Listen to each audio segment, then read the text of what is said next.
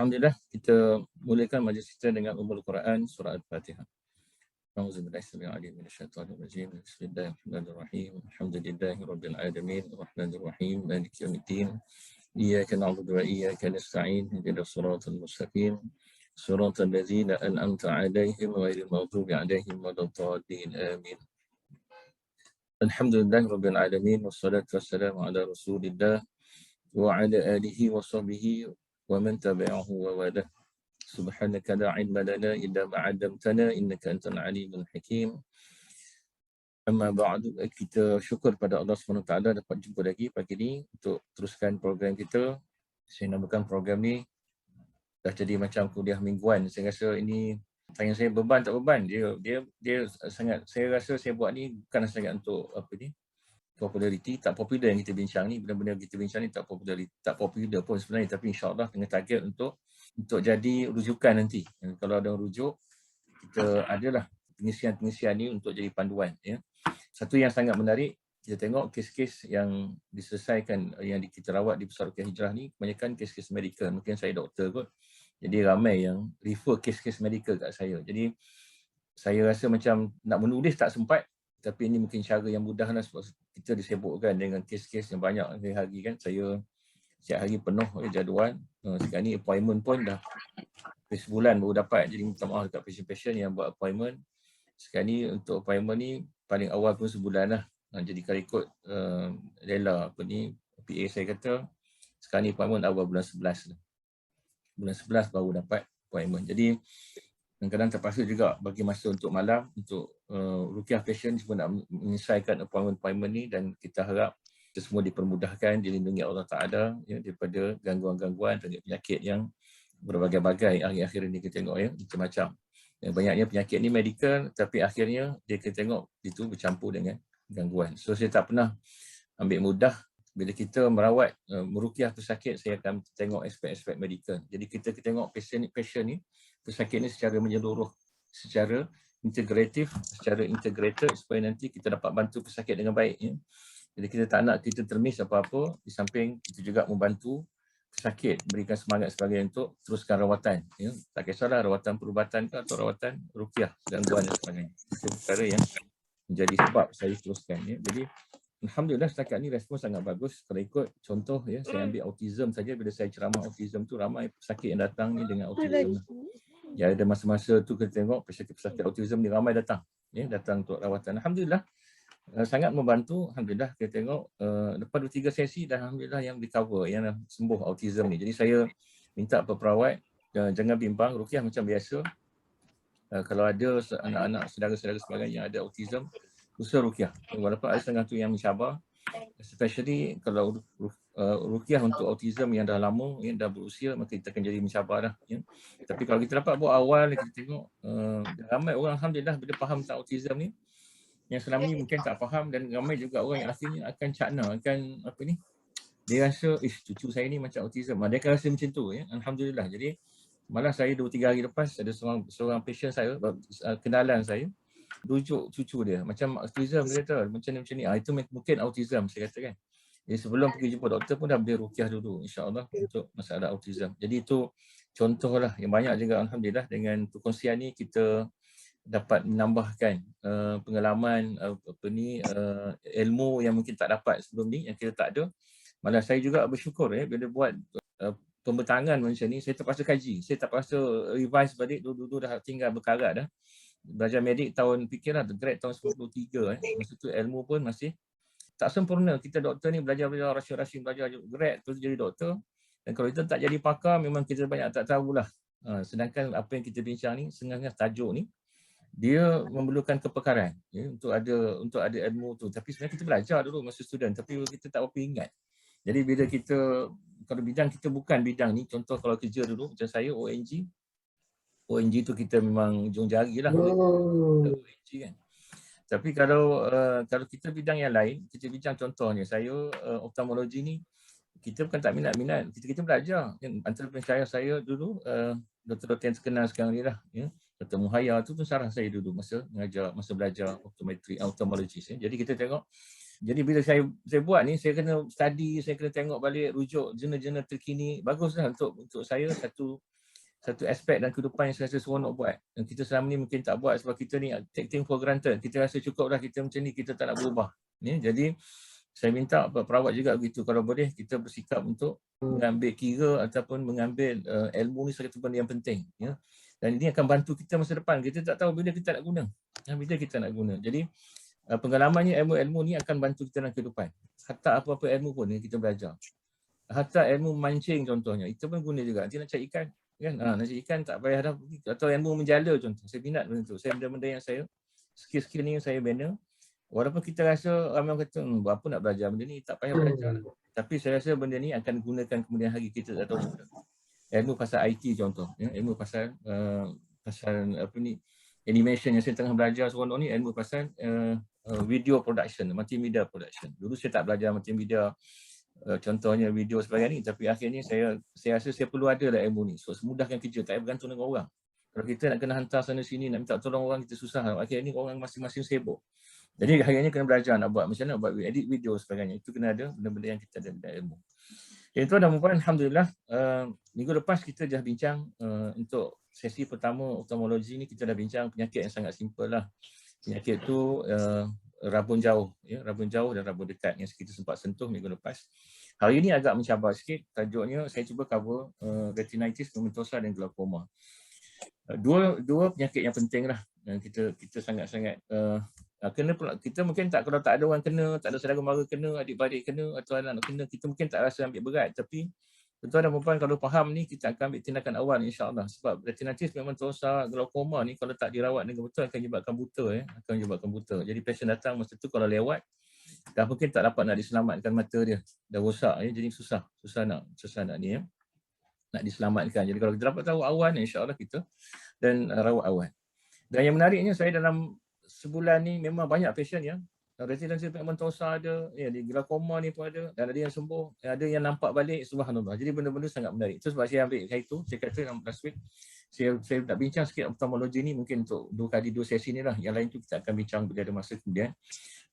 Tapi sangat-sangat menarik lah, benda kita kena tahu. Ya, jadi tuan-tuan dan puan, ilmu ni sangat, saya rasa, especially those yang merawat lah, ataupun kita yang ada family yang ada masalah-masalah ni, maka kita mungkin boleh ada option untuk buat rawatan. Di samping kita pergi jumpa doktor ni, alhamdulillah kita juga boleh usaha untuk ruqyah syar'iyah, itu rawatan-rawatan yang lain yang boleh membantu insya-Allah. Jadi hari ni saya nak petik hadis ni. Okey, hadis ni diriwayatkan daripada Abu Hurairah lah. Jadi punya sanad tu panjang dah. Dicerita kepada kami ni Abdul Rahman, Haddatsana Abdul Rahman Ibnu Abdul Wahhab, Haddatsana Abdullah Ibnu Numair, An Ibrahim. Ini konsep-konsep periwayatan daripada mana hadis sampai, An Ibrahim Ibn al-Fadli an Sa'id Maqburi an Abi Hurairah. Jadi sebenarnya hadis ini datang daripada awal dia lagi daripada dari Abi Hurairah, tapi ini periwayat dia lah, An Abi Hurairah radhiyallahu anhu qala Rasulullah sallallahu alaihi wasallam, al-kalimatul hikmatu dhallatul mu'minin haitsuma wajadaha fa huwa ahaqqu biha. Jadi telah ceritakan kepada kami Abdul Rahman bin Abdul Wahhab, telah menceritakan kepada kami Abdullah bin Numair, dan dari Ibrahim bin Al-Fadl, dari Sa'id Al-Maghburi, dari Abu Hurairah. Dia berkata Rasulullah sallallahu alaihi wasallam bersabda, dia kata al-kalimatul hikmah dhallatul mu'minin. Kalimah hikmah adalah barang seorang mukmin. Itu hak orang mukmin sebenarnya, kalimah hikmah.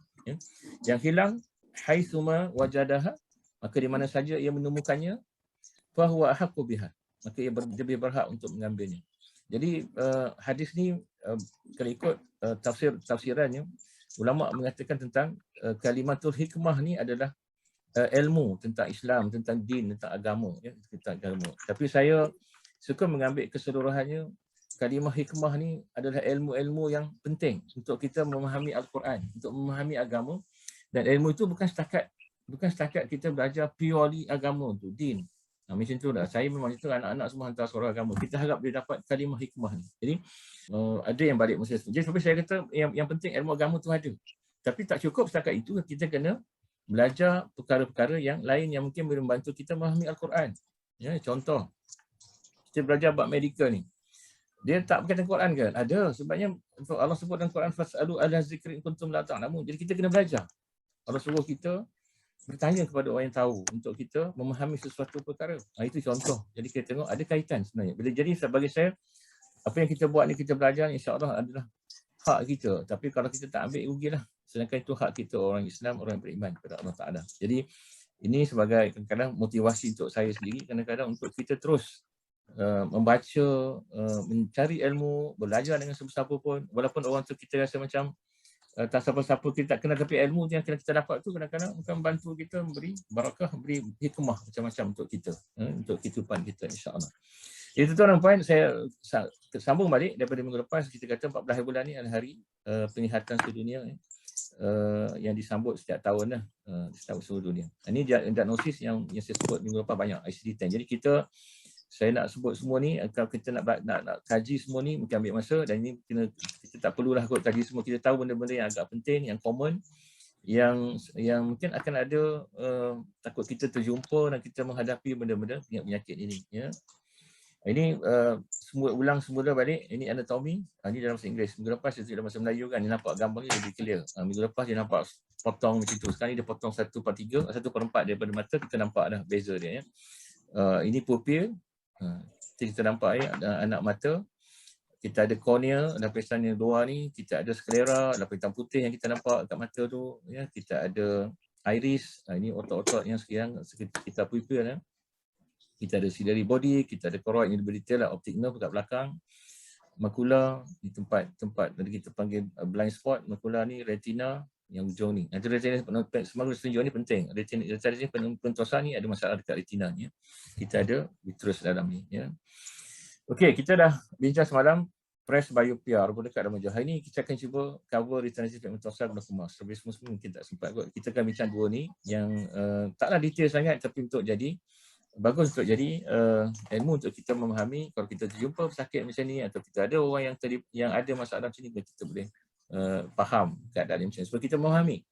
Satu lagi, penyakit ni kalau kita tak faham, jadi masalah tuan dan puan. Banyak macam tu. Kalau kita tengok, kalaulah suami isteri contohnya, isteri sakit, suami kalau tak faham akan jadi masalah lah. Dia akan jadi, benda ni akan mencabar untuk dia. Banyak saya jumpa bila datang ruqyah, kita tengok isteri ada gangguan sihir yang kuat. Kalau suami tak faham, isteri kena sihir, maka akan jadi panas dua-dua tu kan, suami isteri. Jadi kita kalau tak faham situlah, jadi kita kena faham keadaannya macam mana kan. Bila kena macam ni, penyakit ni apa keadaannya. Kalau retinitis pigmentosa glaucoma ni boleh buta, retinitis pigmentosa ni memang partially memang kita punya penglihatan tu out lah. Kita akan nampak dia makin lama makin menyusut. Dan kita kalau tak buat apa akan jadi buta. Itu benda-benda yang kita kena faham, kena bantu, ya. Jadi saya nak cerita kes ni lah. Kes ni saya nak panggil kes yang unik lah. Saya rasa macam alhamdulillah, saya ada, sebenarnya saya pernah rawat retinitis pigmentosa dulu ni. Masa awal saya buka ruqyah dulu, start ruqyah, saya ada rawat retinitis pigmentosa. Jadi kes ni dia mata dia hampir tak nampak lah. Dia hanya nampak cahaya, dan dia menunggu pembedahan. Dia menunggu untuk retinal retinal punya implant, ya. Dia patutnya dia kena buat retinal implant tu, tapi dia sementara menunggu berbulan-bulan tak dapat lagi appointment sebab tak ada stok, tak dapat bahan tu lagi, maka dia tunggulah dan dia datang untuk ruqyah.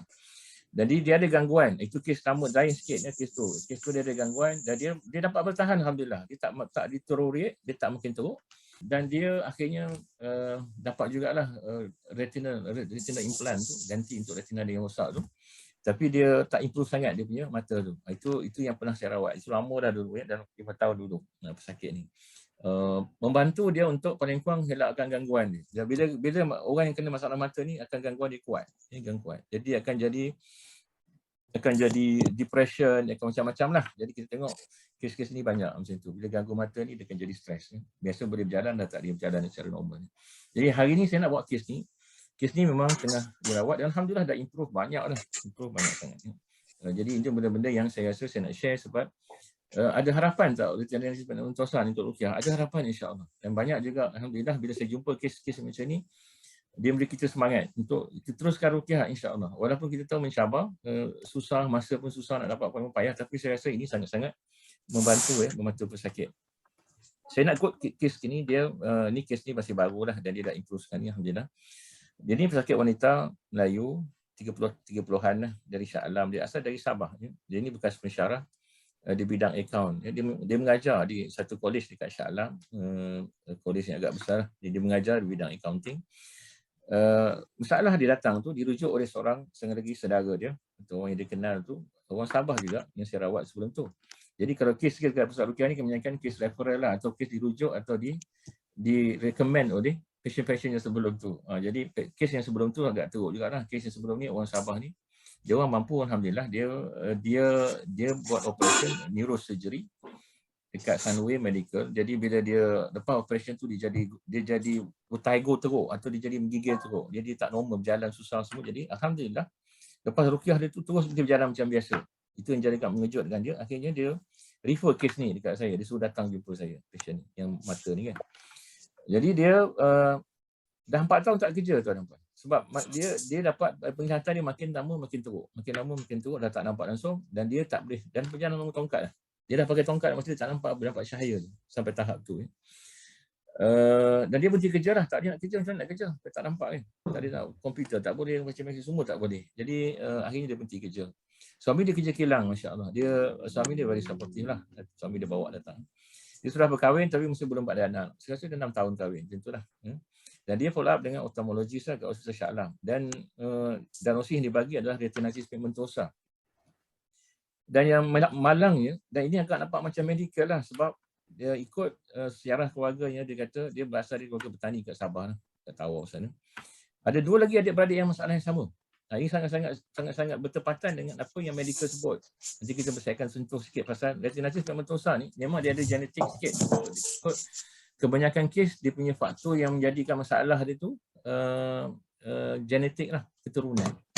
Tapi yang herannya, mak ayah tak ada. Mak ayah sihat, tak ada masalah mata. Ayah dia petani itu, tapi tak ada masalah mata, alhamdulillah. Tak ada masalah mata. Yang 2 lagi beradik ni, ada 3 adik-beradik yang ada masalah mata ni. Yang seorang yang duduk dekat Shah Alam juga, ada seorang lagi abang dia, yang tu dah mata tak nampak langsung, dah buta sepenuhnya. Jadi dia memang buta lah. Sampai dia ni jadi stres. Dia kadang-kadang tak duduk rumah, dia tak tentu arah sebab dia buta kan. Jadi buta tu maksudnya dia memang jadi tak kerja sangat. Dia tak nak ubah kehidupan susah. Dia bisa nampak, dia tak nampak kan. Jadi itu menjadi masalah untuk dia. Yang seorang lagi meninggal. Ada meninggal lah. Tapi dekat Sabah dia kata seorang lagi tu dah meninggal. Jadi bila macam itu kita tengok saya duk tengok macam-macam lah. Dia ni antara adik-beradik ni ramai yang berjaya jugalah ni. Dia pensyarah, dia sendiri accountant kan. Asal daripada keluarga susah. Jadi saya duk fikir macam-macam juga. Syak saya tu kadang-kadang takut ada orang dengki dengan family ni, dengan sihir sebagainya. Jadi saya keep it option terbuka. Saya buka pilihan-pilihan tu, kemungkinan tu ada. Tapi saya diam je. Saya tak bila sebut tu saya kata, wah ini dahsyat ni, maksudnya sampai meninggal pun ada. Yang 2 lagi ni buta betul lah. Yang dah hampir buta. Yang dia ni memang dah tinggal cahaya je. Seorang lagi abang dia tu tak nampak langsung. Tak nampak langsung. Cahaya pun tak nampak lah. Jadi bila macam tu, dia pun juga ada masalah anxiety, depression sebenarnya. Sebab dia dah biasa, orang yang aktif macam ni, orang yang profesional macam ni, bila tak nampak ni memang akan jadi masalah. Tekanan untuk dia. Tekanan sikit. Dia ada anxiety, depression sikit lah. Dan juga pesakit ni juga ada masalah gangguan ya. Simptom gangguan tu ada. Bila tengok dalam borang soal sendiri tu, dia ada benda-benda ni ada. Dia mimpi pelik-pelik, dia mimpi tu ada, dia susah tidur, dia tak boleh tidur sangat. Sakit ni sakit kepala, pindah sakit badan sebagainya. Itu benda-benda ada dekat pasien. Jadi saya melihat ini satu senario yang baik untuk rukiah sebenarnya, memang baiklah. Cuma saya tak pasti mata ni. Jadi mata ni kita tak pasti. Dan saya duk fokus asalnya untuk rawatan untuk gangguan ni. Asal untuk gangguan. Jadi ketika masuk ke bilik rawatan tu, dia pimpin lah. Dia datang dengan, masa tu dengan suami dia, dengan seorang lagi kakak ipar dia. Abang dia tak datang. Dia nak bawa abang, sebenarnya abang dia tak dapat datang. Tapi kakak ipar dia datang lah. Seorang isteri kepada abang yang buta tu datang. Jadi bila masuk bilik rawatan, dia pimpin oleh suami lah. Suami bawa dia, pegang tangan dia, dan dia ada tongkat ya. Tongkat orang buta tu, dia pakai lah. Macam orang buta, betul lah. Dia tak nampak. Jadi dia dah masuk tu, selepas saya tanya history dia tu, dia pun duduk atas, naik atas katil tu, saya suruh dia baca doa Iqra Putus Saka. Dia baca tak boleh, saya suruh suami dia baca kan. Baca untuk dia ikut. Ya. Jadi dia memang tak ada saka, tuan-tuan. Alhamdulillah, dia bukan ada saka tak ada dekat dia.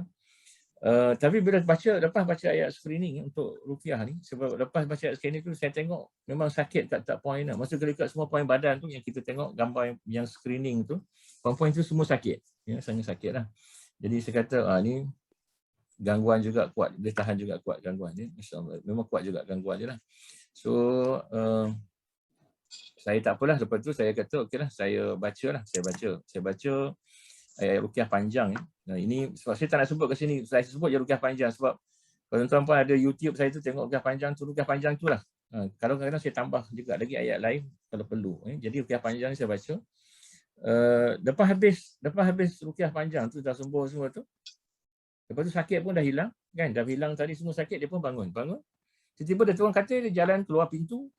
Masa tu suami dia kat luar tengah borak dengan orang yang bawa yang recommend tu lah, dekat luar tengah borak sakan dekat luar tu. Dan dia tinggal dengan Kak Ipar dekat atas kursi dekat kanan bilik tu, dia berjalan sedikit buka pintu, bukan keluar. Dia kata, tadi pakai tongkat ni, pakai tongkat. Jadi saya kata, ada possibility dia ni, dah nampak lah. Sebab dia buat keluar sendiri tanpa dia sedar, dia buka pintu, pergi keluar, jumpa suami dia. Betul? Saya pun keluar, saya jumpa dia kat luar, saya kata, macam mana? Terima kasih. Tak boleh, tak boleh. Tak boleh saya. Minta co-host tolong mute semua partisipan boleh. Tolong minta co-host. Baik, tolong. Ini tak boleh. Ini tajam, ini nak buat kerja. Tolong mute kan semua. Tolong offkan mic ya, tolong. Terima kasih saya ya. Minta siapa-siapa yang ada tu tolong mute kan ya.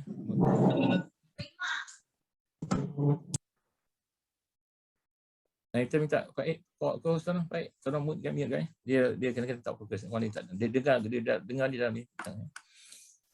Jadi bila tu dia keluar, saya pun follow lah dia keluar ke bilik lawatan, dia pergi kat ruang hall tu, ruang tamu. Tu saya tanya dia, dah nampak ke? Betul dia kata tengok saya, baru saya nampak muka doktor dia. Dia nampak muka saya, kabur-kabur tu dia nampak. Alhamdulillah. Jadi maksudnya, lepas ruqyah tadi, dia terus nampak balik. Nampak tu mungkinlah persen tu, mungkin. Jadi bila dia nampak macam tu, saya pun kata, nampaklah. Dia kata, nampak sikit muka doktor. Dia kata, nampak kabur, dia nampak. Dia kata, Alhamdulillah. Jadi sebenarnya, jadi dia sangat seronok dia keluar tu, dia borak tu. Jadi saya kata, Alhamdulillah, saya kata datang balik. So dia datang kali kedua tu, dia dah boleh baca mesej kat handphone. Alhamdulillah. Dia dah boleh baca mesej. Dan lepas 6 kali rawatan ni, dia banyak boleh lah. Dia berjalan sendiri. Dan dia, saya kata syukur sebab benda-benda ni menampakkan dia sangat-sangat berkesan ruqyah tu tadi untuk sembuhkan. Ini baru sekali datang, dia datang tu dah boleh, next visit tu dia boleh baca mesej. Dia sangat seronok sebab Syarami tak nampak langsung. Jadi bila tak nampak langsung tu sangat membimbangkan lah. Tapi dia kata dia dah boleh baca mesej handphone tu dah cukup baik lah. Alhamdulillah. Jadi dia mudahkan urusan dia. Dia sekarang ni dia buat bisnes sikit-sikit dan dia boleh gunakan peluang tu untuk dia cover balik dia 4 tahun dia tak kerja, insya-Allah kan. Alhamdulillah. Jadi itu contoh kes ni lah yang sangat recent lah, dia paling recent. Tapi nak kata inilah contoh-contoh yang baik untuk kita ruqyah kes ni ya. Jadi retinalitis sebab usaha ni macam mana ya? Retinalitis sebab usaha ni sebenarnya kita tengok dia ada masalah dekat retina tu sendiri. Ini gambar-gambar yang saya tunjukkan ni, dia ada pigment kelam dipanggil. Kita nampak ni macam ada pigment ni ada kat dalam dekat retina dia, nampak gitu penuh. Ataupun kita kata bone spicules ya. Bone ni nampak macam tulang, tapi ni semua adalah pigment yang tu dikatakan pigmentosa tu ya, retinitis pigmentosa. Jadi retinitis pigmentosa ni adalah penyakit mata yang mempengaruhi penglihatan peripheral. Peripheral ni dia ganggu penglihatan tepi. Kalau kita tengok mata kita clear kan, tapi nanti kita tengok tepi tu tak clear, kabur. Dia makin teruk, makin kabur, gelap-gelap, makin tinggal sikit tengah je yang elok ni kadang. Ataupun harganya bila kita yang dah teruk sampai buta tu tak nampak langsung dah, habis langsung penglihatan. Dan ia menyebabkan buta jangka penglihatan. Jadi ia ikut medical lah. Ini yang saya sebut ni, ini segi medical lah ya. Dia berkembang akibat gangguan genetik tertentu yang boleh menyebabkan kerosakan sel retina ya. Jadi ada gangguan genetik tertentu tu, dia memang jadi rosak kat retina. Yang tadi saya tak ada gambar tadi, nampak dia rosak ni. Ini dah rosak ni. Ini kalau kita tengok bawah pandoskop sebagainya, kita nampak kerosakan ni. Kita nampak pigment ni dalam mata. Jadi retinitis pigmentosa ada gangguan genetik. Jadi semua orang yang akan kata tu genetik. Jadi genetik ni, masa saya tengok tadi, macam kes tadi, kes saya sebut tadi, dia macam genetik lah, betul. Sebab 3 beradik kena. Ya, kena. Wallahu a'lam mak ayah tak kena, tapi mungkin atas tu ada kena. Jadi tu dari segi kebenaran tu ada. Tapi logik tak, mungkin juga mungkin ada gangguan ya. Sebab saya kadang-kadang tengok gangguan ni, jin ni dia boleh duduk kat DNA. Jadi bila kita keluarkan jin saka sebagainya, ada yang kata dia duduk ikut keturunan, benih keturunan dan sebagainya, maka menjadi suspek untuk kita. Kalau kita kata saya suspicious lah sikit jin ni, kalau dia boleh duduk kat DNA, dia boleh ubah DNA ni. Jadi bila orang tu patut family tak ada, genetik tu tak ada, dia akan jadi ubah jadi genetik tu ada. Itu jadi isu kalau ikut dari scientifically. Kalau dia boleh duduk dekat genetik, maka dia boleh ubah lokal tu. Dia boleh ubah apa ni struktur DNA tu. Menyebabkan kita akan dapat benda-benda yang kita tak patut dapat sebenarnya. Ya. Jadi dia kata genetik bawaan pada mata sehingga hilangnya penglihatan atau kebutaan. Ya. Dalam jurnal sebut retinitis pigmentosa merupakan penyebab utama kebutaan yang diwariskan. Kalau ikut dari segi pewarisan penyakit mata ni, ini retinitis pigmentosa antara yang penyebab utama jadi buta lah. Kalau ikut dari segi bab-bab penyakit yang diturunkan atau genetically disebabkan oleh penyakit genetik lah. Ya. Jadi ikut jalan jana ada 1.5 juta orang dunia yang ada retinitis pigmentosa. Atau ikut dari segi dia punya prevalence dia, epidemiologi dia, dia pada kadar setiap 5,000 orang ada seorang yang ada penyakit ni. Jadi ini penyakit ni sebab dia isunya akan jadi buta. Jadi ini contoh ni gambar Mona Lisa ni, saya tunjukkan contoh macam mana gambar penglihatan orang yang ada retinitis pigmentosa. Dia asalnya clear macam ni, lepas tu dia akan jadi mula blur tepi. Ya, blur tepi dah tak nampak dah, gelap. Yang ni gelap betul. Dan akhirnya makin pudar-pudar maka akan hilang. Terus gelap, tak nampak apa. Cahaya pun tak nampak tuan-tuan. Itu yang kata buta. Ya. Ini gambaran kalau kita tengok apa yang dilihat oleh pesakit retinitis pigmentosa. Proses dia tu, kan? Dia akan perlahan-lahan. Jadi kita kata menyebabkan dengan beda penglihatan periferi yang luar ni. Periferi ni maksudnya luar lah. Yang penglihatan tepi dia panggil. Ya. Dan dia berlaku di kedua-dua mata. Dia lain kalau sebelah nampak, sebelah jadi macam ni, itu lain. Tapi kalau ikut retinitis pigmentosa ni, dia berlaku di kedua-dua belah mata dan dia punya seimbang betul. Dia tak ada masalah double vision. Dia nampak macam itu sebiji hitam tu dan dia pada tempat yang sama. Maksudnya segitulah. Ada istilah lain kita panggil road cone dystrophy atau pigmentary retinopathy. Jadi dia bersifat degeneratif ni masa perlahan-lahan lah. Rosak perlahan-lahan rosak. Itu yang akan jadi panik tu. Kita akan jadi teruk, akan jadi rasa macam stres kan. Dan masalahnya tak ada ubat sangat yang boleh stopkan itu kalau jadi. Itu yang jadi isu tu sebenarnya. Ya. Jadi pandangan jadi sempit. Macam teropong jadi kan. Kita tengok gambar Mona Lisa tadi dah macam teropong. Jadi sempit. Ya. Terjadi secara simetri. Maksudnya dia akan jadi dua-dua mata sama. Ya, kiri kanan. Simetri dua-dua mata. Ya.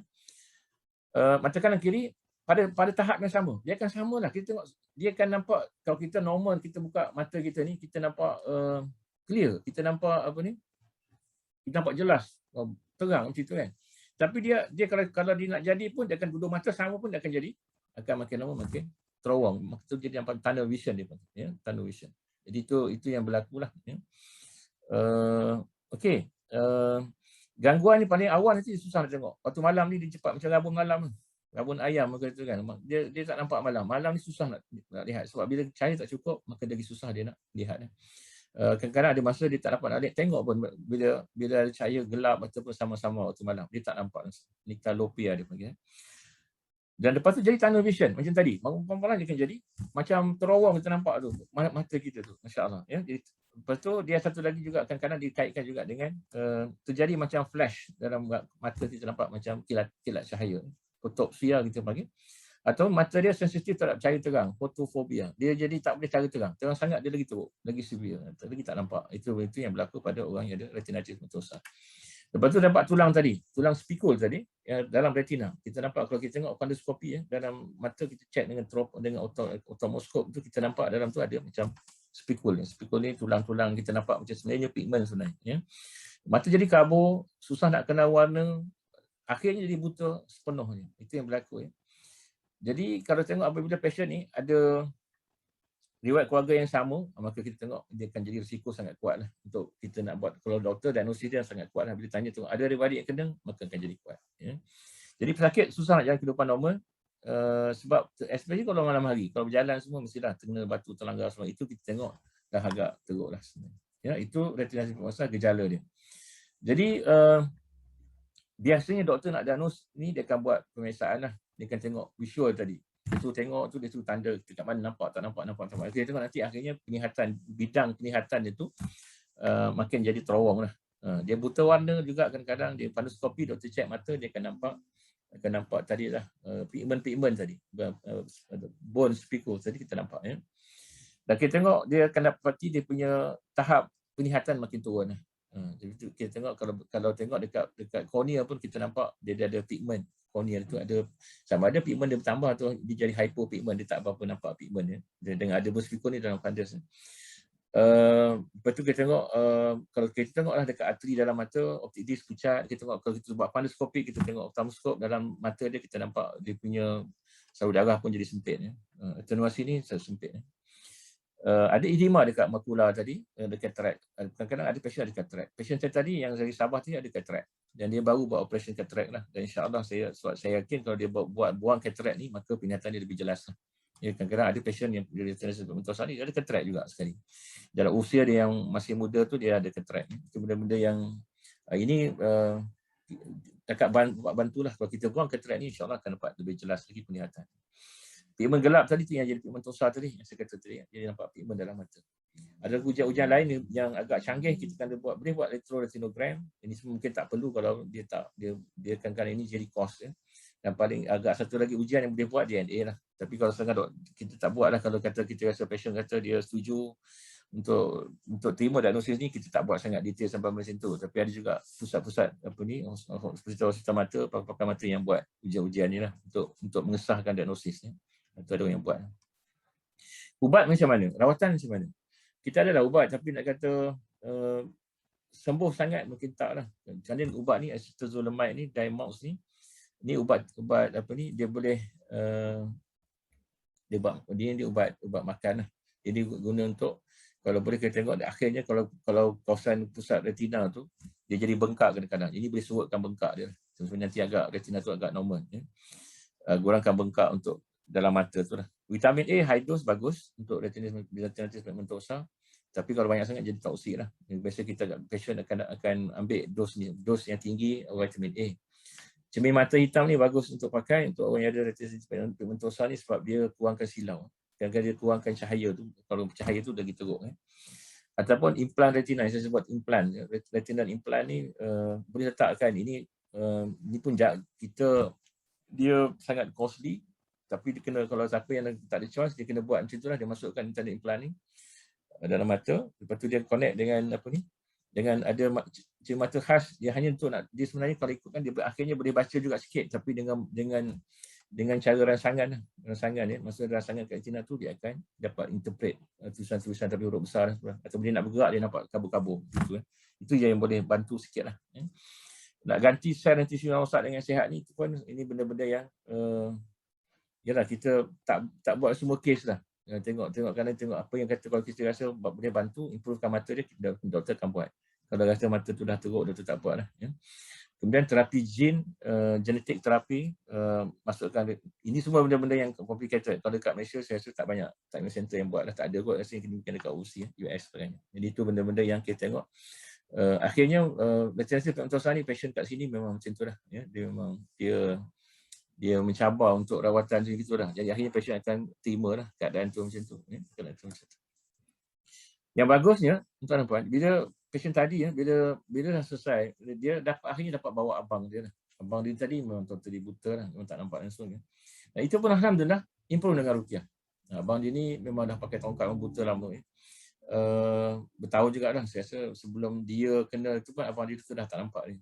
Jadi bila ruqyah tu, antara benda yang dikata nampak sangat improve, abang dia dah nampak cahaya tu nampak sikit-sikit lah. Tapi baru ni dia dapat datang hanya 3 kali.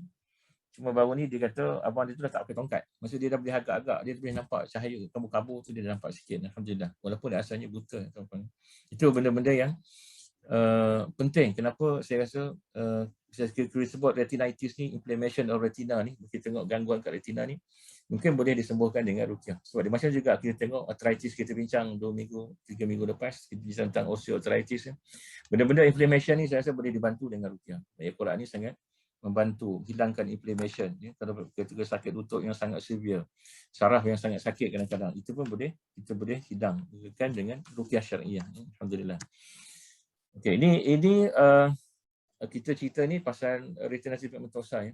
Okay, kemudian next case ni, saya nak sambung terus next case sebab kita belum masa, tak apa ada ya. Okey. Next case ni glaukoma. Glaukoma ni pun satu lagi penyakit yang agak serius lah. Bila kalau kita tengok doktor kata glaukoma ni, tekanan kepada pressure dalam mata tu kuat, maka dia boleh rosakkan mata, rosakkan optik dan sebagainya. Maka doktor akan bagi senang, doktor akan beritahu pasien ini risiko dia mungkin buta. Imagine lah, ni biasanya berlaku dekat orang muda yang muda. Jadi memang agak sangat panik lah. Kalau kita ni fikir tengah kerja bagus kan. Ni pasien saya ni, dia ni kerja, dia umur 30-an, dia ni engineer dekat Port Dickson, dia kerja syarikat minyak. dia tak ada masalah sangat gangguan sihir tu, tak ada. Tapi bila dia ada satu hari tu dia sakit mata tu, dia pergi follow up, pergi jumpa pakar mata situ dekat KTJ.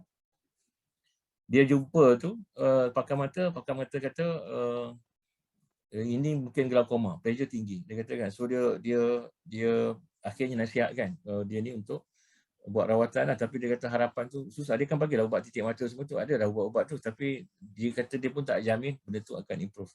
Mungkin next step mungkin kena buat operation ke laser sebagainya. Itu benda-benda yang boleh bantu lah sebenarnya. Tapi bila doktor kata you ada masa sebulan tu, dia jadi panik lah. Agaknya bila doktor cakap itu, dia dah estimate agak teruk lah masa tu. Jadi wallahualam. Jadi masa jumpa saya dekat Pusat Ruqyah, dia sangat bimbang lah sebab dia kata, doktor kata doktor bagi masa jangka sebulan untuk mata dia ni. Kalau tak improve mungkin akan buta, mungkin akan rosak optik dan sebagainya. Maka agak serius dia punya pressure tu, mungkin agak kuat. Dia tak bagi detail apa yang doktor cakap, apa yang doktor dapati tu, tapi saya rasa itu di antara sebab doktor bagi dia prognosis sangat poor. Dia kata sebulan, sangat bimbang, dia jadi buta kan. Jadi dia ketika datang tu masih normal lagi, mata dia nampak macam biasa, tak ada apa, dia okey. Cumanya masa tu dia akan sakit sikit lah. Dia rasa sakit sikit dekat mata tu, dia rasa macam berat ni, rasa kuat ni, rasa macam tu kan. Jadi bila dia datang tu, saya suruh dia baca Iqra, okey, tak ada saka pun, alhamdulillah. Lepas tu masa screening tu, dia masih sakit dekat mata, titik orbital ni, dan juga sakit dekat kolbu lah, dekat dada. Itu poin-poin yang dia sakit lah. Dan dia tak sakit seluruh badan, alhamdulillah. Jadi ini benda penting, tapi kat mata tu saya nampak signifikan juga ada gangguan ya. Wallahualam gangguan datang dulu ke, ataupun dia sakit mata tu dulu, ataupun gangguan datang kemudian, saya tak pasti. Tapi gangguan tu ada lah. Saya pun baca dia, panjang juga. Dan alhamdulillah saya sakit tadi hilang, sakit semua hilang lah. Yang sakit kat kolbu, dekat mata tu pun hilang, alhamdulillah. Dan alhamdulillah masa dia jumpa saya tu, saya dah masa tu saya dah baru je siap buku saya tu, buku ruqyah tu, baru siap print, dan saya dah start letak dekat Pusat Ruqyah lah. Jadi kebetulan dia antara orang yang awal beli lah. Bila buku tu ada, dia beli sebab dia kata dia nak cuba baca sendiri. Dan dalam kesibukan dia tu, dia nak buat sendiri lah, nak baca. Saya kata alhamdulillah, baguslah dia beli, dia baca. Tuan yang puan, alhamdulillah, dia datang balik lepas sebulan. Masa tu dia kata dia baru berjumpa dengan pakar, baru jumpa dengan ophthalmologist untuk follow up ke hospital. Dia kata doktor kata glaukoma dia tak ada. Lepas tu saya kata macam mana macam tu? Memang masa scan pun dia tak ada gangguan dah, alhamdulillah, dia tak ada apa. Sakit discharge dah lepas tu. Tapi nak kata macam mana jadi macam tu? Dia kata saya doktor hari-hari baca buku tu. Ayat-ayat dalam buku ruqyah tu saya baca. Dia kata hari-hari saya baca. Balik kerja saya baca. Balik kerja saya baca. Pagi dia baca mak surat. Dia ikut apa yang saya suruh. Dia baca mak surat pagi, petang, malam tu dia balik kerja, dia kata dia akan baca buku tu. Ayat-ayat yang ruqyah tu dia baca, alhamdulillah. Dia ruqyah untuk diri sendiri, dia kata kan. Dan saya cakap memang tak ada. Masya-Allah tuan-tuan. Saya sakit datang saya 2 kali je lah. First time tu masa dia datang first time, lepas tu dia beri buku tu dia buat sendiri. Dan dia sangat berkesan lah. Saya syukur alhamdulillah. Dan saya rasa macam Allah bagi dia lah. Tu kata kesembuhan ni milik Allah tuan-tuan. Kadang-kadang kita tengok Allah yang lorongkan dia untuk buat benda-benda tu. Kita tahu dia lepas dia jumpa pakar dulu, dia kata glaukoma tu, dia agaknya saya rasa ada passion yang Allah lorongkan dan rasa nak pergi cari rawatan Islam. Alhamdulillah. Ya. Dan dia dapat Allah tunjukkan jalan kesembuhan dia dengan cara tu. Dan itu kita benda-benda yang kita rasa ramai passion macam itulah. Kadang-kadang dah call, doktor nak datang ni, saya ada glaukoma. Ada passion ni sekarang ni. Saya tunggu dia datang dekat 3 bulan. Dia tak buat appointment pun lagi. Dia tak rasa nak datang. Wallahualam. Saya tak adalah kata saya boleh rawat glaukoma, tapi saya kata sebab dia ada komplain, dia kata jangan cerita doktor boleh rawat. Saya kata saya bolehlah usaha dengan insya-Allah usahalah. Tak tahu mungkin kita usaha doa. Saya kata kan. Dia tak buat appointment sampai sekarang tak datang lagi. Saya kata Allahu akbar. Saya tak tahulah. Ini benda-benda yang saya kata saya sangat yakin pesakit ni macam mana pun kesembuhan tu milik Allah lah. Sampaikan saya kata jalan kesembuhan tu pun Allah yang tentukan untuk kita. Kalau kita tak dapat jumpa jalan tu, kadang-kadang berpusing-pusing. Ada pasien saya macam tu lah. Sakit. Pernah rawat dulu. Dah lama tak datang. Alhamdulillah sihat. Tiba-tiba sakit dia akan jadi buntu. Dia sakit. Allah mungkin nak uji dia. Gangguan pun kuat. Dia jadi confused. Nak pergi mana. Akhirnya dia pergi hospital. Pusing-pusing. Tak ada Allah. Lepas 2 bulan baru teringat. Tiba-tiba dia kata, suami kata, kita pergi lah balik jumpa doktor saya. Bila macam tu baru datang. Dia kata bila dia buat appointment je, lepas call je Lela, dia kata, akak rasa akak punya sakit tu 50% dah kurang. Dia kata, baru call. Belum jumpa lagi. Tak nak kata Allah yang sembuhkan sampai tahap tu ya. Jadi kadang-kadang bila kita diganggu ni, kita confused. Tak jumpa jalan. Jalan kesembuhan tu pun kita diganggu. Sampai tahap tu lah. Masya Allah. Jadi kita, saya suruh pesan kat orang pesakit, kalau kita sakit ni penting untuk kita solat, minta Allah tunjuk jalan kesembuhan, minta Allah sembuhkan penyakit kita. Dan juga tunjuk jalan untuk kesembuhan tu. Kadang-kadang bukan seperti kena ruqyah, mungkin kena pergi hospital. Yang saya cerita-cerita yang kes-kes yang banyak, kadang-kadang kita takut nak pergi hospital pun tak pergi kadang-kadang, sampai to the extent. Jadi kita Allah tak nak bagi, dia rasa nak pergi hospital. Dalam keadaan sekarang ni COVID sebagainya, jadi memang sangat susah lah. Sekarang ni saya kalau hospital pun saya tak nak pergi kalau boleh kan. Kita bimbang dengan COVID kes yang sangat tinggi satu masa dulu. Kita tengok pergi hospital pun tak selamat sekarang sampai tahap tu. Jadi wallahu a'lam, jadi kita kata kalau itu kita banyak doa insya-Allah ya. Jadi kita bincang pasal glaukoma ni. Cerita sikit pasal glaukoma lah. Jadi dia penyebab kekuatan kedua tertinggi. Maksudnya lepas katarak lah. Ikutkan katarak ni dia antara penyebab tak nampak lah, bukan kata buta. Katarak ni sebenarnya kalau kita rawat, kita buang lens tu, ganti lens baru, lens kita buat pembedahan katarak, maka dia akan nampak balik lah. Tapi kalau ikut segi ranking, dia nombor 2 glaukoma ni, selepas katarak. Katarak tu kita anggap macam normal lah. Normal tu kalau kita nak kena boleh, kita boleh buat operate lah, senang katarak. Tapi glaukoma ni agak complicated, susah sikit ya. Jadi dia merupakan penyakit saraf optik yang kronik dan progresif. Jadi kalau kronik lama lah, retinitis pigmentosa pun dia taklah kronik sangat. Dia kadang jadi acute ya. Jadi itu juga kadang. Tapi glaukoma itu juga ada masa dia jadi acute, boleh acute ya. Dan progresif, dia makin teruk ya. Dia sebab apa? Dia dalam mata tu ada tekanan yang tinggi. Jadi yang paling kita bimbang, walaupun tekanan kadang-kadang naik, tapi 20% daripada kes ni dia tak rasa apa, dia tak sakit mata pun. Ni kita panggil dia normal tension glaukoma. Dia tak rasa apa, dia rasa biasa je. Kita tengok gambar ni, kan. Gambar ni kalau kita tengok daripada dia daripada dia clear macam ni, dia boleh nampak tepi dah. Ini ciri glaukoma. Retinitis tadi dia di glaukoma dia tak sebut dua-dua mata kerana satu belah je. Tapi kita tengok dia ganggu juga penglihatan macam kabur-kabur tepi ya. Dia makin kabur. Akhirnya jadi tunnel vision juga. Itu masalah glaukoma ya. Jadi kita tengok dia kalau macam ni kita nampak risau juga lah kita jumpa doktor. Tapi ada jenis ni yang tak nampak, dia nampak clear macam ni. Tapi dia ada pressure dia naik. Pressure naik dalam mata. Tapi dia tak sakit. Ya. Jadi kita tengok macam normal tension lah. Tapi sebenarnya sebab dia tak sakit tadi dia lambat pergi jumpa doktor ya. Itu benda-benda yang kita kena, kalau kita rasa penting sakit mata kuat macam dalam mata sakit je, kita kena pergi jumpa doktor untuk check ya. Jadi sekiranya tak dirawat boleh merosakkan saraf optik ya, secara perlahan sehingga mengakibatkan kebutaan yang kekal. Jadi ini contoh medan penglihatan glaukoma, dia punya keadaan penglihatan dia macam mana. Dia makin teruk jadi tunnel vision macam tu ya. Dia kalau hilang ni bukan permanen lah. Tapi kalau boleh kita rawat sebelum dia jadi permanen tu, insya-Allah boleh rawat dia. Dia kadang tak perasan pun dia ada glaukoma ni. Dan sesetengah tu tak sedar. 50% pesakit glaukoma tidak sedar bahawa mereka ada glaukoma.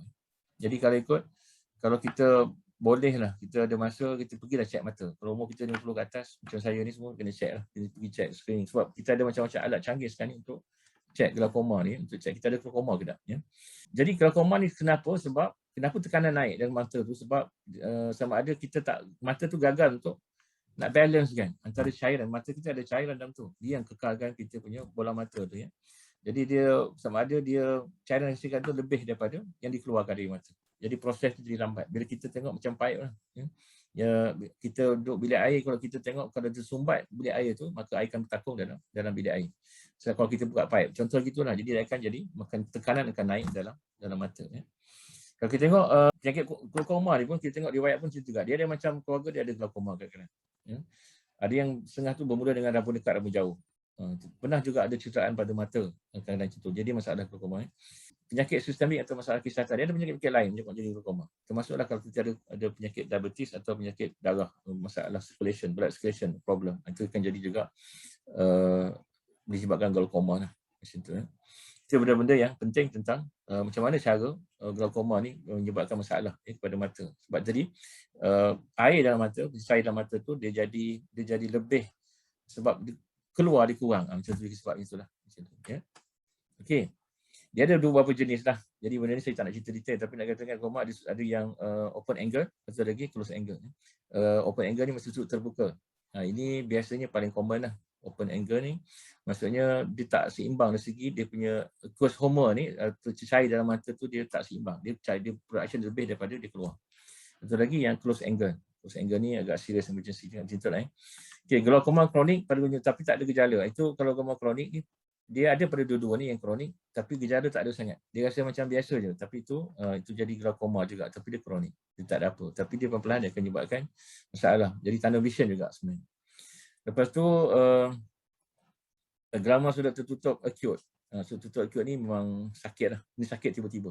Itu kena pergi terus sakit kepala, rasa nak muntah, rasa pening, kabur, mata nak kabur. Itu kita tengok dekat sklera tu merah semua kan. Kita nampak cahaya sinar-sinar dalam mata. Itu kena pergi jumpa doktor cepat. Ini boleh diselamatkan kalau kita dapat buat cepat intervention cepat, masa kita rawat cepat, maka dia boleh selamatkan mata. Kalau tak tu saraf optik nerve tu rosak. Rosak tu langsung tak dapat repair. Kita nampak ni kena hati-hati ya. Kalau sakit kuat sangat mata, dalam mata, ada macam-macam keadaan. Ada yang memang masalah dalam mata sendiri, ada juga masalah di belakang mata. Saraf optik tu kena infection sebagainya. Saya ada satu kes tu, dia infected saraf optik kat belakang, jadi memang susah. So dia bukan nampak, dia bukan bersambung dengan luar, tak ada, dekat belakang mata tu sendiri ada infection, ada nanah dalam tu. Jadi itu perlukan kena check proper, kena hantar pergi CT scan, MRI sebagainya, dan kena rawat dengan cepat, kena pakai IV antibiotik. Itu contoh lah. Tapi nak kata glaukoma macam juga, dengan tunggu. Tapi ada juga kes yang berlaku untuk baby yang baru lahir pun ada. Ya. Gejala glaukoma saat lahir. Jadi kita tengok mata dia jadi besar, menonjol, kornea dia macam kabut, kornea tak clear, dia macam kabut. Itu dan dia sangat sensitif pada saya. Ini kalau berlaku pada baby, walaupun jarang, tapi kena ambil kira, ambil iktibar, ya, insya-Allah. Lepas tu dia ada ujian. Sekarang ni ujian macam-macam. Dia ada tonometer ni untuk ukur dia punya. Ni semua dekat klinik pakar lah. Kalau klinik biasa tak ada tuan-tuan. Dia kalau kita sakit macam ni, kalau pergi klinik biasa pun doktor akan suruh pergi klinik pakar. Sebabnya alat-alat ni tak ada klinik biasa kadang-kadang. Ni kena digunakan oleh ophthalmologist ya. Dia kena optometri pun tak boleh. Jangan pergi kedai spek. Ini kena pergi kedai, kena pergi pakar mata ya. Dia boleh ukur pakimetri ni, dia boleh mengukur ketebalan kornea dan tengok tekanan dalam mata secara cepat, tepat ya. Perimetri dia tengok kita punya visual field tadi lah. Itu dia panggil perimetri. Pemeriksaan visual field tadi kita tengok, kita boleh access saraf optik dia untuk rosak tak rosak ya. Satu lagi optical coherence tomography. Ini OCT ni untuk tengok kalau ada tahap glaukoma dan sebagainya. Ya. Rawatan glaukoma macam mana? Rawatan glaukoma ni dia sebenarnya tak ada bukti sangat, tak ada sangat tepat ya, yang boleh katakan mata dah rosak, itu tak ada reverse lah. Itu saya kata tadi, sebelum dia reverse, sebelum jadi rosak tu kena ambil rawatan cepat, dan juga kalau boleh try ruqyah juga cepat. Itu satu benda-benda yang penting kita kena buat ya. Kalau dah rosak optik nerve tu mungkin agak susah. Itu kadang-kadang bila pasien datang buta, saya adalah pasien tersebut yang buta setahun, buta 10 tahun tu ada, yang kembali sihat, nak nampak balik mata tu, itu ada, bukan tak ada, tapi dia bukan semua kes. Bukan semua kes. Ada kes-kes yang mungkin sebab sihir, mungkin tu akan jadi lebih signifikan ruqyah tu. Dia akan menyebabkan kita lebih selamat. Satu kes lagi lama juga, 10 tahun. Itu berlaku juga, saya tengok.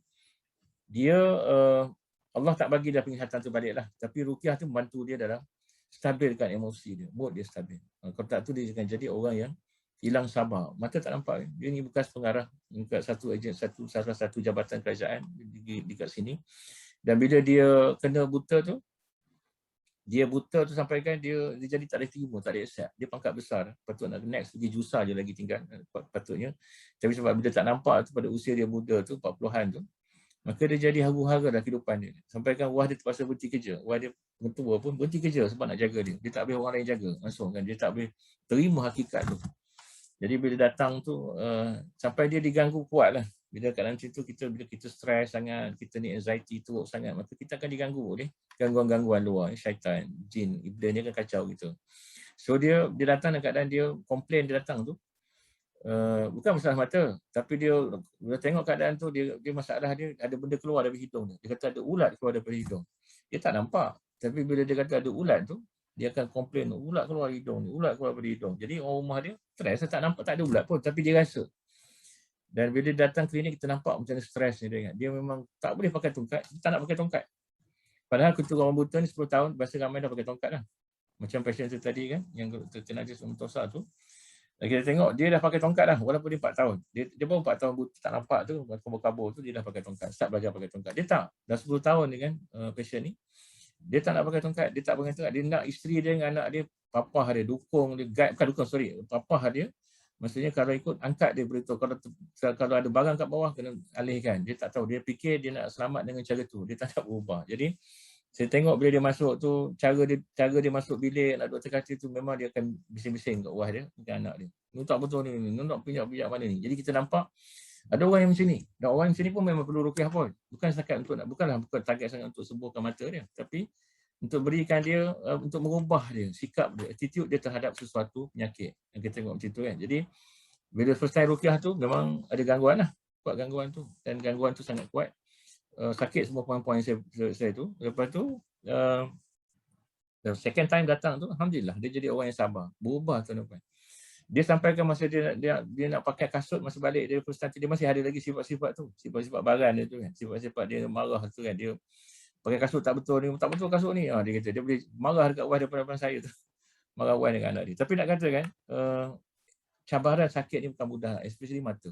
Kita tengok macam mana orang stres kan, mata ni kan, sangat kuat kan. Jadi lepas datang kali kedua tu, masya-Allah, jadi sabar, jadi detect kan, dia memang yang rasa-rasa ulat tu pun dah tak ada, dia nampak dia tu lebih tenang, alhamdulillah. Kan dia lebih tenang. Okay. Jadi ruqyah tu membantu dia. Dia datang 2 kali je. Lepas kali kedua tu saya kata okeylah, tak payah datanglah depan ni, insya-Allah basically dia dah tak ada gangguan. Tapi nampak lebih tenang lah, insya-Allah. Tapi mata dia tak dapat lah. Walaupun ada kes yang saya dapat 10 tahun yang buta ternampak balik, itu dalam kes-kes sihir. Tapi nak katakan kes ini agak-agak unik kadang-kadang sebab Allah ambil mata dia tu, ada benda-benda yang kita tengok Allah uji kita masing-masing. Jadi kita pun kena jaga-jaga, mata kena jaga. Jadi saya pesan minggu lepas, mata ni kena jaga baik-baik lah, insya-Allah supaya dia tak berikan masalah. Walaupun sebab sekarang ni musim-musim orang kita zaman-zaman ni ramai orang duk menghadap komputer, menghadap handphone, tak berhabis-habis kan tengok mesej.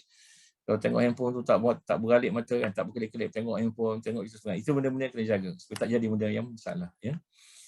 Jadi namun sebagai kes glaukoma ni, sebagai besar kes glaukoma dapat dirawat lah. Ada ubat-ubat yang bukan hanya penting kan. Jadi kalau penting untuk kita dapat rawatan awal. Maksud kalau kita tahu ada masalah macam kita jangan tunggu, pergi jumpa doktor terus ya. Kalau boleh pergi jumpa doktor pakar ya. Sebab doktor biasa ni boleh rujuk ke doktor pakar lah, tapi untuk rawatan saya rasa baiknya jumpa ophthalmologist lah. Jadi dia akan cuba turunkan tekanan dalam mata dengan cara ubat dan sebagainya. Jadi ubat rawatan glaukoma termasuk kita bagi ubat titis mata, buat makan ada, kita bagi supportif ya, kita boleh buat laser untuk buka saluran yang tersumbat tu, bagi pengaliran balik cahaya dalam mata tu keluar ya. Dan juga pembedahan lah.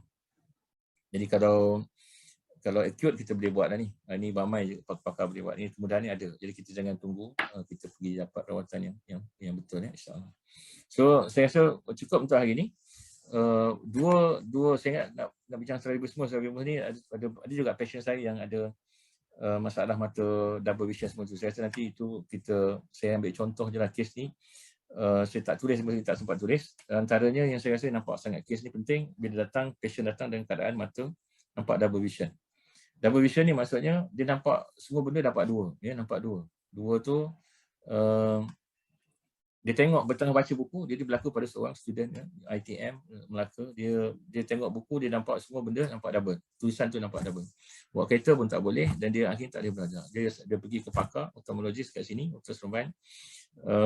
Pakar kata saraf mata rosak. Jadi sementara nunggu tak ada buat keputusan tu, dia tak buat apa sangat. Doktor bagi ubat je. Jadi ayah dia bawa jumpa saya. Itu yang saya ruqyah dia 4 kali tapi dia masih tak ada respon. Saya duk rasa firasat saya kata ni ada gangguan. Tapi saya rasa macam dia tak respon tu sampai saya kata kat ayah dia, ada tak barang-barang lama yang simpan kat rumah? Yang memang barang lama kita simpan. Yang saya suspect takut mengganggu dia, mengganggu anak ni kan, mengganggu anak. Jadi akhirnya ayah cakap dia ada simpan keris. Doktor dia kata saya ada simpan keris. Keris ni keris Majapahit dia panjang. Ayah dia bagi dulu dia kata. Jadi ayah dia cakap, ayah dia pergi tok budak ni bagilah dekat ayah dia. Dan ayah budak ni kata apa? Dia kata saya ada check lah doktor. Keris ni kosong. Kosong ni maksudnya tak ada gangguan, tak ada apa. Saya kata tak apalah, bawa keris tu. Saya kata saya tengok keris tu, tengok macam mana. Kita bawa anak sekali, kita rawatan untuk kali kelima masa tu lah. So dia bawa keris tu. Keris tu memang keris Majapahit panjang lah, cantik keris tu dengan ukiran apa semua kan. Betul saya pun baca ruqyah, scan keris tu rupanya ada gangguan. Ya, ada kuat. Saya pun bersihkan keris tu, ruqyah balik. Bersih dah semua tu, dah spray dengan air ruqyah, baca kursi semua, dah bersih keris tu, saya tutup balik, saya balut keris tu, saya tak tepi, saya rawat anak dia. Dan alhamdulillah tuan-tuan, anak dia terus recover, terus recover. Jadi memang sangat pelik lah. Terus nampak elok. Subhanallah. Dan 4 kali buat dan dia ada 2 bulan lebih dia tu memang mata double semua. Hari tu elok terus. Lepas saya bersihkan keris tu. Lepas saya tanya kat ayah dia, nak keris tak mana sebenarnya. Keris ni dia kata, doktor, saya letak kat bawah bantal saya masa malam tidur, saya letak bawah bantal. Anak dia dekat Melaka, tak ada kaitan dia duduk sini dengan 9. Tapi nak gambar kan, masih juga ganggu anak dia tadi. Ya, masih juga ganggu anak dia tadi. Masa sampai anak dia dapat double vision. Dan Alhamdulillah anak dia sihat sampai sekarang, anak dah great dah habis pelajar. Tapi nak katakan, itu benda-benda yang kena ambil kira. Patu-patu mata ni kadang-kadang mengganggu. Ya. Kalau mengganggu, so kena cari punca dia lah. Antara punca dia tadi, barang-barang lama juga lah. Wallahu a'lam. Ya. Okey, ada soalan nak tanya? InsyaAllah, silakan. Tanya direct pun tak apa. Boleh on mic kalau tanya direct. Kalau message pun tak apa. InsyaAllah. Minta bacakan mesej kalau ada, Min. InsyaAllah. Setakat ni tak ada, Dok. Tak ada. Faik, boleh tak tengok FB Live? Ada tak? Ada kat Facebook. Ha? Facebook tak ada. Facebook tak ada. FB Live ada tak dekat Facebook? Tak. Test dia. Ada ya? Okey. Ada siapa nak tanya soalan? Tak ada. Ni dua penyakit yang memang rare lah. Dia jarang berlaku. Tapi bagi saya, ini kalau berlaku akan jadi serius. Jadi buta kan? Jadi buta. Itu yang benda-benda yang saya rasa. Saya turun, saya kongsikan di sini sebab saya ada kes yang Alhamdulillah berjaya disembuhkan dengan ruqyah syar'iyah. Dan Penonton Tosa ni sangat, dan saya masih merawat lagi lah. Saya cadang untuk, sebab saya diminta untuk pergi Sabah ya, untuk buat rawatan. Dan saya cadang ajak Haji Amin pergi untuk kita buat rawatan ni kat Sabah. Sebab Sabah ni banyak kes sebenarnya. Sangat banyak kes-kes macam ni, pelik-pelik ni. Gini kan. Dan kita harap dapat bantu lah. Ini permintaan dia orang ni lah yang dah sihat ni. Pasien ni pun sini kata doktor datang ke Tawau untuk buat rawatan. InsyaAllah. Silau, soalan ni. Ya, soalan tu kalau silau boleh dirawat. Kita silau ni penyakit mata lah. Tapi saya rasa bagus juga cuba. Sebab kita tak tahu apa punca silau tu. Kalau dah katakan dah pergi jumpa ophthalmologist ataupun optician untuk kurangkan silau tu dengan cara, dengan tukar spek dan sebagainya. Dan saya rasa perlu scan lah ruqyah. Saya tak pasti, kita pun tak dapat nak tengok dari jauh.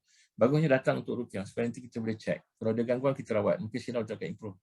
Macam juga penyakit yang ni, yang jenis pasien datang kalau tengok ya. Dia bukan sakit tapi dia satu keadaan di mana kita rasa macam biasa normal lah kot. Kita rasa terlebih geli tu kat badan ni. Tak ada usik nanti geli. Geli yang sangat berlebihan. Dan banyak pengalaman saya kalau ikut ruqyah pasien ni, dia seolah macam kalau geli tu dia akan jadi tak boleh usik perut dia. Tak boleh usik, tak boleh nak periksa, tak boleh. Doktor nak periksa pun susah. Jadi kalau macam itu, maka dia akan menyusahkan pemeriksaan dia. Tapi yang bestnya bila ruqyah hilang geli tu. Jadi saya bab macam benda-benda macam ni, macam silau. Kita tengok walaupun kita nampak tu simple. Silau je doktor, saya mesti bawa kereta. Tapi bahayalah. Kalau silau ni kalau malam-malam bahaya bawa kereta. Jadi saya sarankan untuk check jugalah. Ya, pergi check ruqyah. Kalau doktor dah kata tak ada apa sangat atau pergi optometris buat spek tengok masih tak kurang silau tu, saya elok pergi. Datang juga untuk ruqyah insya-Allah. Ya. Ada soalan lagi, Min? Tidak. Macam mana kita nak tahu puncanya ada kaitan dengan gaib? Menarik soalan ni. Itu sebabnya kalau ikut kat Pusat Ruqyah Hijrah, kita ada sistem apa ni? Kita minta pesakit isi borang simptom tu. Borang simptom ni sangat berkesan punya, alhamdulillah. Kita tengok ya, Haji Amin kita pernah dulu bila kita buat convention tahun 2017 tu, kita buka open table untuk nak isi borang, nak tengok simptom pun. Ada orang yang kena rasuk masa tengah isi borang simptom tu. Tengah cek simptom ni, tengah isi PDF tentang ya tak ada, ya tidak ada, tak tidak. Tengah kena rasuk. Ya. Jadi nak gambarkan ini sangat penting lah untuk kita tengok. Jadi kalau ada kaitan gaib macam mana? Dia adalah benda-benda macam tu. Contoh, ya, kita ambil sangat common kadang-kadang. Dia mimpi benda-benda yang menakutkan. Kan, nampak ular, nampak lipan besar warna hijau, kan, nampak ular hitam. Jadi benda itu dalam mimpi, itu benda-benda yang mungkin ada kaitan dengan benda-benda gangguan gaib. Gangguan daripada yang kita sebut gaib ni, jin lah. Jin dan makhluk halus sebagainya. Ataupun dia jatuh tempat tinggi, ya, mimpi. Itu buat mimpi tu satu isu lah. Ya. Dia akan nampak mimpi jatuh tempat tinggi, masuk laut, jatuh daripada tebing tinggi. Mimpi naik kapal terbang, jatuh. Itu benda-benda yang kita tengok. Itu benda, berlaku benda pesakit. Ya. Atau mimpi ngeri yang sangat-sangat ngeri, duduk tempat kotor, ya, duduk dalam septic tank. Najis penuh kat kini kita ni, kita terendam dalam najis tu. Itu benda-benda yang berkaitan dengan gangguan. Ya. Kalau segi medical macam mana? Medical contoh dia ada sakit yang pindah-pindah. Kejap sakit kepala, betul turun sakit dada, nafas, sesak nafas, betul naik balik pergi kepala, jantung jadi laju. Benda tak ada explain, benda lagi kerana kaki sakit kaki, sakit tangan, kebas-kebas, betul berpindah tangan kiri pergi tangan kanan. Betul kan datang balik, tukar pula tangan kanan bagi tangan kiri. Itu benda-benda yang kita sebenarnya dari segi mereka tak logik. Bukan medical lah sangat. Itu mungkin nak kena check untuk gangguan. Ya. Kita nampak-nampak kelibat. Yang kita duduk diam ni nampak ada benda lalu, tengok tak ada. Ya, itu satu. Dengar-dengar bunyi.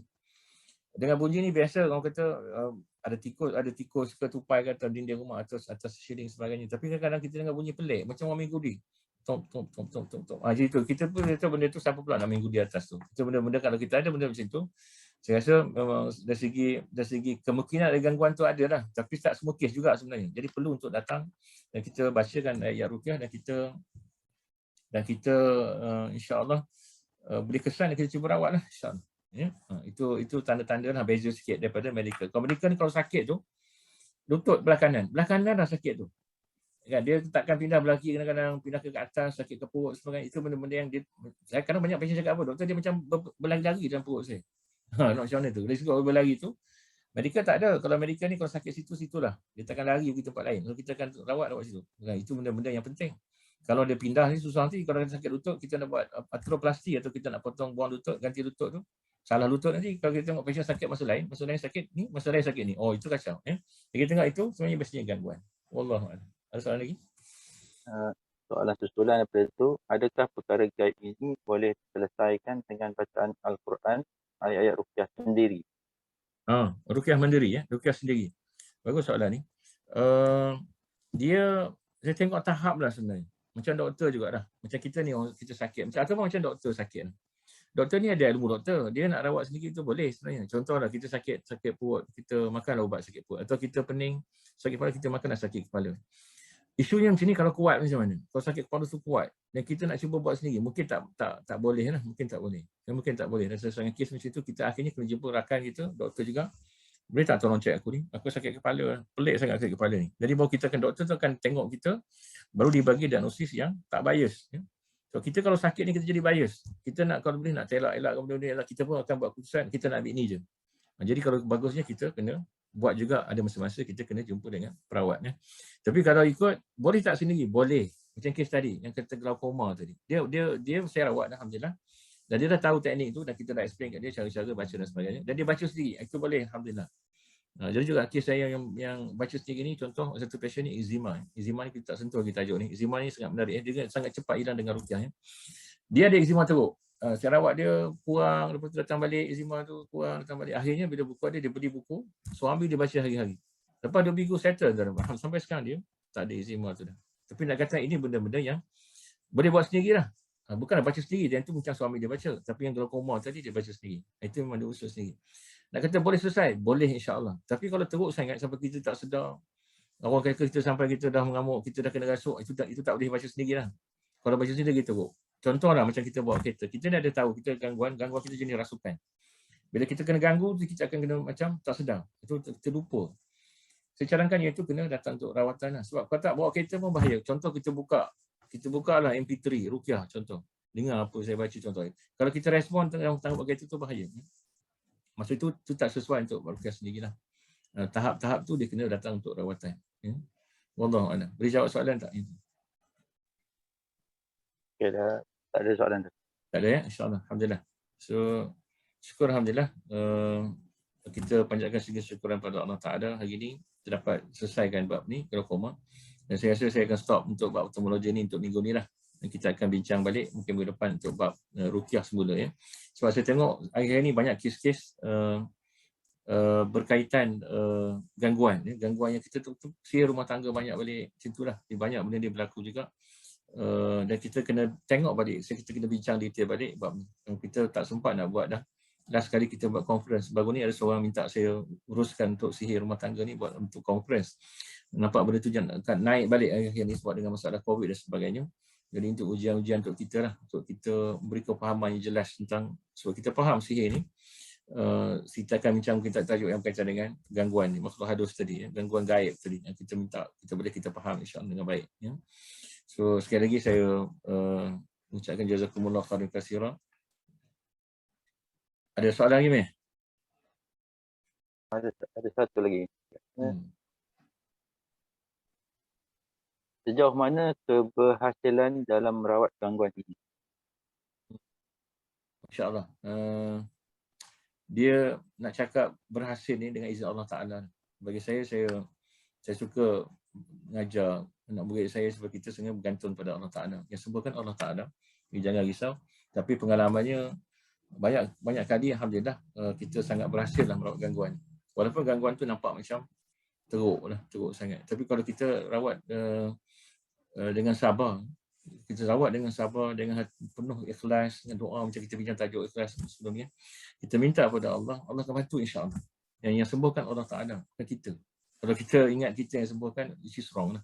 Boleh jadi syirik pun kadang kita jadi benda-benda tak betul. Jadi kita kalau boleh, keberhasilan tu sangat bagus lah. Kalau passion saya sekat ni, bukan nak tunjukkan kita ni tak, tapi rasanya kalau ikut pengalaman dengan kad passion yang ada dekat Persatuan Hijrah Seremban ni, kita ada lebih dekat 7,000 passion, 7,000 passion. Dan kita hanya rawat passion yang kebanyakannya latest. Sebab saya ada coding system untuk passion datang, alhamdulillah. Jadi passion yang baru kita akan bagi kad untuk tahun ni, katakan okey, tahun ni Persatuan Hijrah Seremban pakai kad semua warna orange. Warna orange tu itu tahun ni, tahun 2021. Dan kita tengok kita rawat kebanyakan ni kad orange. Maksudnya passion yang baru dah. Dan passion yang lama datang ada juga, tapi tak banyak. Passion yang dulu first year saya buat warna krim. Nak dapat kad warna krim ni payah lah. Maksudnya dia datang tu pun agak dah berapa lama tak datang, baru datang.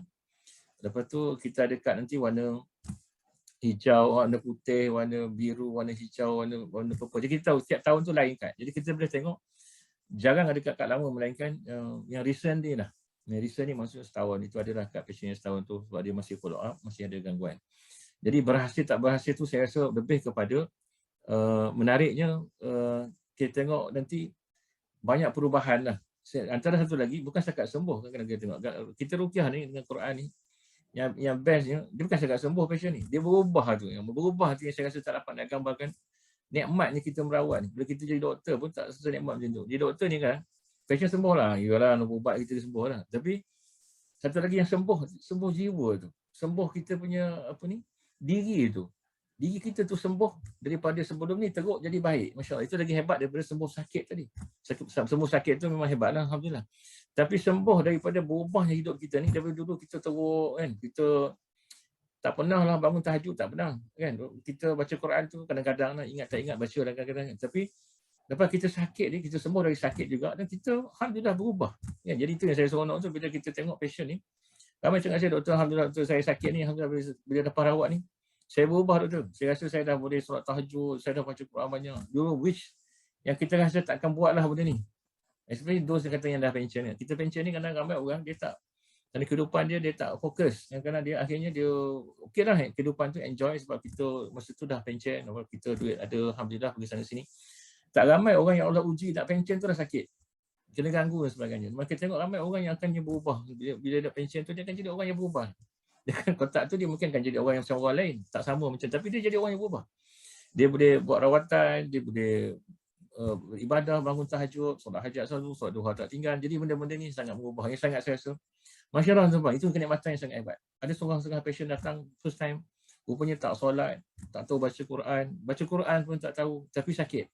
Dan bila kita sembuhkan dia dengan izin Allah Ta'ala, maka dia berubah. Ini dakwah yang sangat hebat. Ini dakwah dengan keadaan sakit ni, dakwah yang sangat hebat, beri kesan. Itu sebab saya sangat galakkan doktor-doktor dalam merawat pesakit. Yalah, bukan isu sangat tak nak ruqyah, tak perlu rawat, tapi rawat dengan penuh keimanan dan keikhlasan.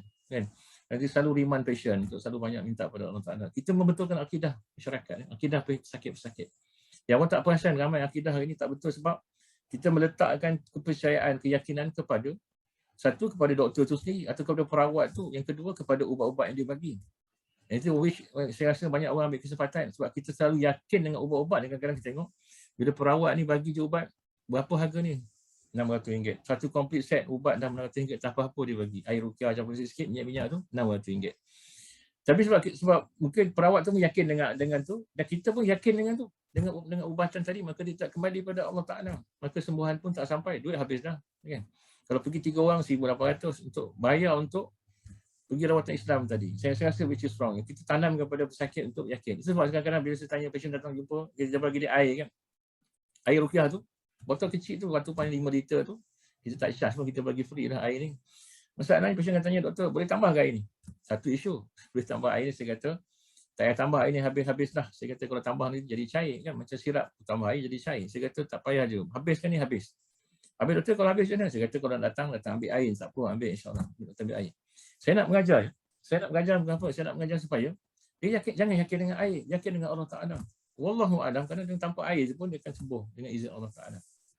Ya, ataupun dia buat sendiri air tu. Saya kadang-kadang pasti buat sendiri. Sebab nak mengajar dia untuk air tu boleh buat untuk family. Baca air tu semua orang boleh share air tu kat rumah kan. Itu sebab kadang-kadang saya suruh juga ada orang ni buat sedikit air. Ini cara-cara itu tarbiyah pesakit. Ya. So, kita nak kau boleh pesakit juga berubah. Jadi orang hebat. Kan? Ramai antara bukan pesakit ni dia akan jadi orang hebat lah. Dan boleh rawat. Itu ramai juga pesakit yang saya ni kebanyakannya. Akhirnya boleh rawat. Rawat isteri sendiri. Seorang engineer ni saya rasa macam respect lah.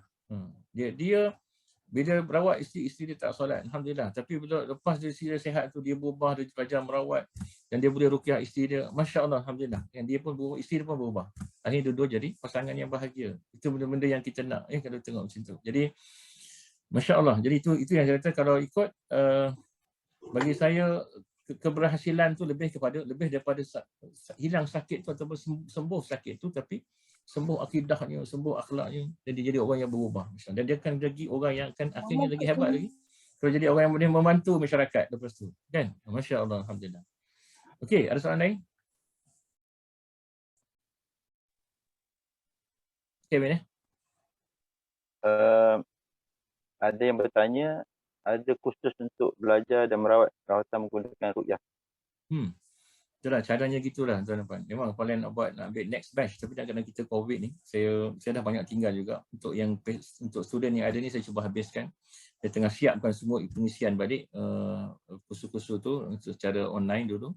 Nanti kita akan panggil lah untuk next batch, kita akan panggil. Sebab batch yang ada ni pun ada yang tak habis lagi. Yang especially yang daripada Sarawak, Bintulu, kita lagi tiga modul je. Yang daripada kita kat Semenanjung ni pun ada grup yang tak habis lagi. Jadi saya banyak tertangguh benda tu. Nanti kita akan buat kursus tu online. Saya nak habiskan juga. Saya nak kombokan tuan-tuan yang belajar dengan saya. Orang kata ijazah. Saya tak bagi ijazah lah. Saya kata saya nak bagi habiskan kursus ni supaya ada rasa confident nak merawat. Ramai tak confident lagi tu. Sebenarnya ramai dah merawat tak habis kombo pun. Tak kombo lagi dah merawat pun, alhamdulillah. Tapi nak katakan, saya nak bagi syarat supaya nanti kita rasa lah kita rasa kita ada tanggungjawab untuk bantu masyarakat. Nanti kalau masyarakat cari masa apa yang boleh merawat, kita akan beritahu dah kita boleh. Tapi bukan nak panggil orang, tak. Kadang-kadang orang tengah dalam keadaan kita krisis, contohnya, kena histeria, kena gangguan malam-malam. Jadi tak payah call Ustaz Ruqyah nak datang. Jadi at least cari siapa-siapa yang boleh rawat tu, boleh rawat insya-Allah. Ya. Dan kita akan maklumkan, cuma follow kita punya information through website ke sebagainya. Kita akan bagi tahu kalau ada khusus pengambilan baru, kita akan beritahu insya-Allah. Ramai tanya dah ni sebenarnya. High time untuk buat dan high time untuk habiskan yang juga yang ada ni supaya kita dapat insya-Allah sempurnakan kursus-kursus yang ada sebelum. Okey, insya-Allah. Terima kasih banyak semua yang hadir. Dan kita akan sambung minggu depan. Saya rasa lebih kepada ruqyah minggu depan. Itu saya rasa nak penting untuk masyarakat faham ada beberapa isu lah berkaitan dengan saka sihir ni semua ni. Nanti kita akan lebih jelas lah insya-Allah. Dan juga menambah juga siapa yang dah tengah belajar tu ada info-info baru, kadang-kadang rawatan baru juga kita akan cuba ketengahkan insya-Allah. Okey, aku qouli hadza, astaghfirullahalazim li wa lakum. Assalamualaikum warahmatullahi taala wabarakatuh. Kita sudahi majlis kita dengan tasbih kifarah surah Al-Asr.